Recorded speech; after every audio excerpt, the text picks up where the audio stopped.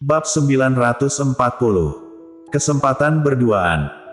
Gita meletakkan gelas air di hadapan Andri Han, segera itu dia segera pergi dari tempat itu. Andri Han langsung mengerutkan dahinya, tatapannya berhenti di tubuh Gita. Gita segera mengatakan, "Aku baru ingat kalau bajuku masih belum dirapikan, aku pergi untuk membereskan bajuku dulu." Setelah mengatakannya, dia segera berbalik dan pergi ke kamar. Andri Han, Audrey Han. Setelah mereka berdua melihat Gita masuk ke dalam kamar, Audrey Han tidak bisa menahan diri mengatakan, "Kakak, kamu jangan segalak ini, lihatlah Gita sampai takut seperti ini kan."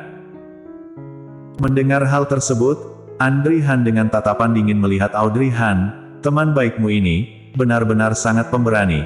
Tanpa mengatakan apapun dia langsung membawanya pergi. Audrey Han kemudian menggigit bibirnya, memutuskan untuk membantu Gita. "Sebenarnya bukan dia yang ingin datang, tapi aku merasa tidak ada kemajuan di sini, oleh karenanya aku mengirimkan pesan pada Gita, menyuruhnya membawa Glenn mencariku." Andri Han tidak mempercayai perkataannya, mendengarnya dia langsung mengerutkan dahinya, "Apa kamu ingin melewatkan masa-masa sulit dengannya?" "Kakak, bukan seperti itu. Aku benar-benar mengirimkan pesan dan menyuruhnya datang." "Ada bukti tidak?"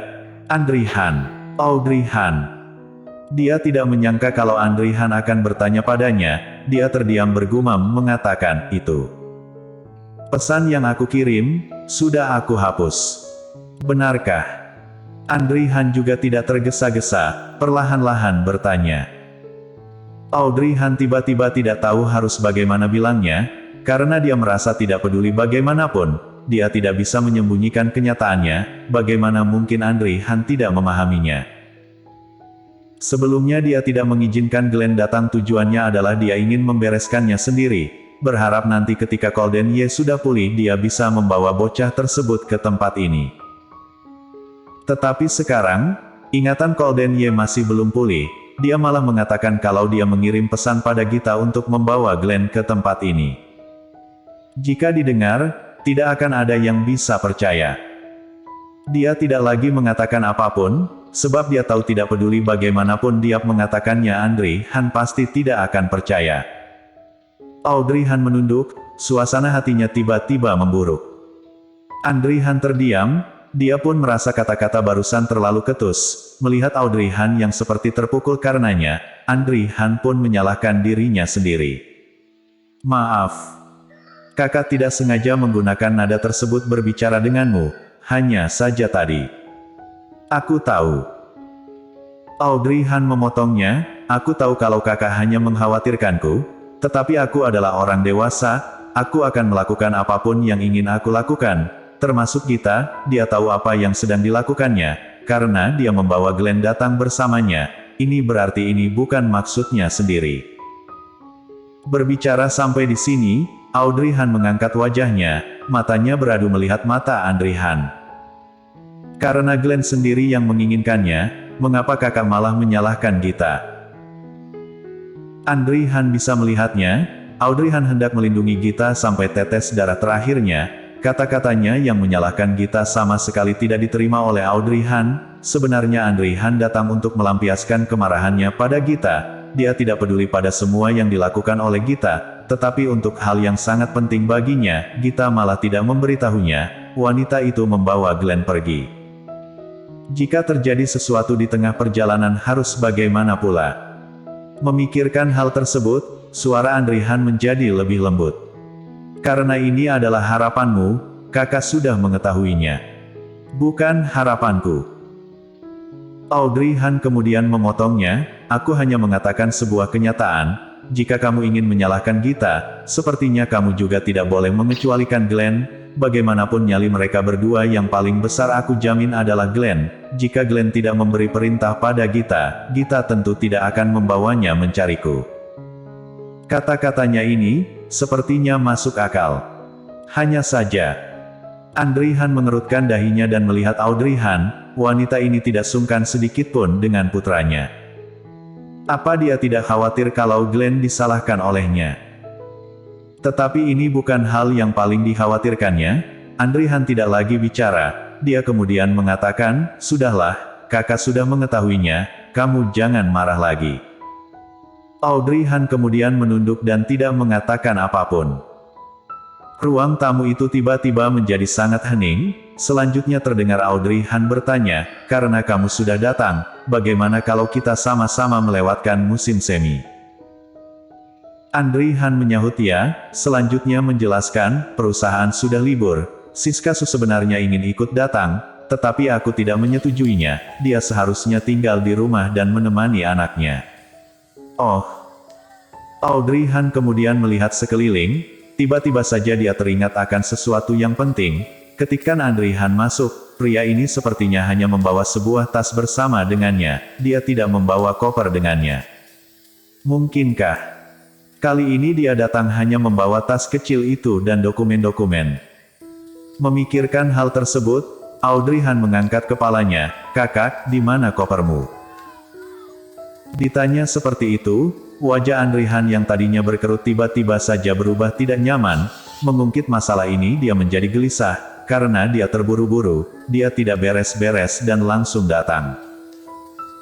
Setelah turun dari pesawat, pramugari bertanya jika dia membawa koper bersama dengannya. Saat itu dia baru sadar kalau dia tidak membawa koper. Untung saja dia membawa semua dokumen dan ponselnya. Jika tidak, dia tentu tidak akan bisa menemukan tempat ini.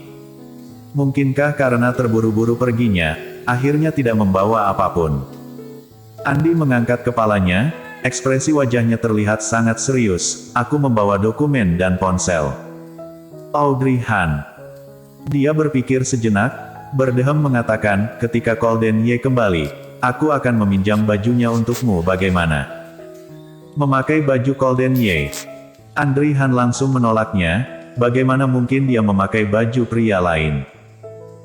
Meskipun orang itu adalah adik iparnya juga tidak boleh. Audrey Han langsung menolak saran Audrey Han. "Tidak perlu, nanti sebentar aku akan pergi membelinya." Audrey Han juga tidak memaksanya. Setelah berpikir sejenak dia mengatakan, "Kamu yang baru datang ke tempat ini, belum mengenal tempat ini, bagaimana kalau aku menemanimu?" "Tidak perlu." Audrey Han kemudian melihat ke arah di mana Gita menghilang, "Suruh dia temani aku." Sebenarnya Audrey Han masih ingin mengatakan sesuatu, tetapi setelah dipikir-pikir, bukankah ini adalah kesempatan yang sangat baik untuk Gita? Menemani Audrey Han membeli baju, tidak ada orang lain, hanya mereka berdua untuk waktu yang lama. Ketika pemikiran tersebut muncul di dalam benaknya, Audrey Han langsung mengangguk. "Baiklah, kalau begitu aku akan pergi menyuruh Gita." Setelah dia menyelesaikan perkataannya, Audrey Han langsung bangkit menuju ke kamar Gita. Audrey Han menunduk, bulu matanya menutupi perasaannya. Meskipun tadi Audrey Han sudah mengatakan hal tersebut padanya, tujuannya tidak lain mencegah dirinya menyalahkan Gita, tetapi ada beberapa hal yang harus dibicarakan dengan baik. Karena tidak bisa memarahinya di hadapan adik perempuannya. Kalau begitu lakukan saja di luar. Setelah Audrey Han kembali ke kamar, wanita itu kemudian memberitahu semuanya pada Gita. Setelah mendengar hal tersebut wajah Gita langsung berubah pucat, dia kemudian menolaknya. "Aku tidak mau pergi." Mendengar hal tersebut, Audrey Han sedikit kaget, "Mengapa? Bukankah ini adalah kesempatan yang sangat bagus? Mengapa kamu tidak ingin pergi dengan kakak?" "Audrey Han, aku tidak berani. Sekarang aku sangat takut padanya, dia sekarang pasti sangat marah denganku." "Kamu tenang saja, tadi aku sudah mengatakannya padanya, dia berjanji tidak akan mempermasalahkannya lagi." "Benarkah?" Gita sedikit tidak yakin, "Tetapi aku masih ketakutan." "Kamu takut apa? Ini adalah kesempatan kamu berdua dengannya, dia pergi untuk membeli baju, ini adalah kesempatan yang sangat sulit didapatkan, kamu benar-benar tidak menginginkannya." Audrey Han melihat Gita masih ragu-ragu, dia kemudian menggunakan kata-kata yang sangat menohok, dia berbalik, sambil mengatakan, "Kalau begitu baiklah aku akan memberitahunya kalau kamu tidak ingin pergi." Bersambung.